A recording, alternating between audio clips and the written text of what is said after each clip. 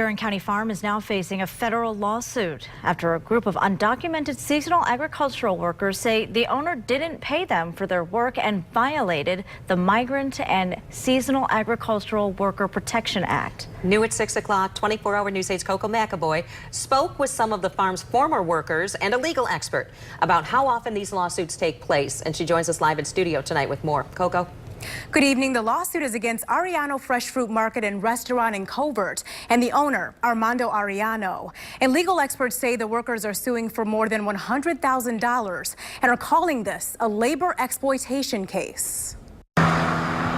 The Van Buren case against Ariano Market goes back 6 years. And includes complaints from a handful of seasonal agricultural workers who say they weren't paid for weeks in a row and were treated unfairly. One of the seasonal workers who didn't want to be identified tells us he worked on the farm for 8 years, picking apples and blueberries.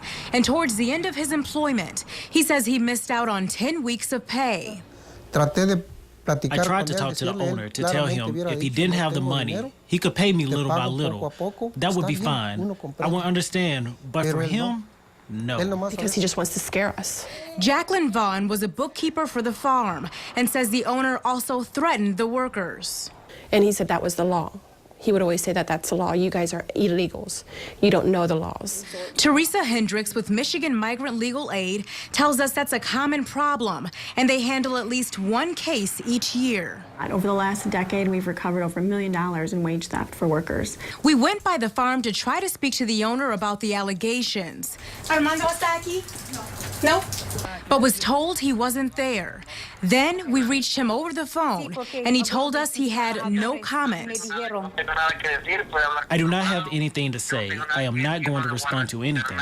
The workers say they will fight for their money. I do not have problems with him.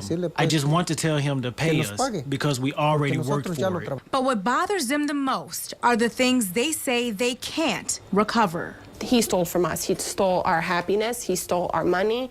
And he stole our years of our life when we could have found another job someplace else.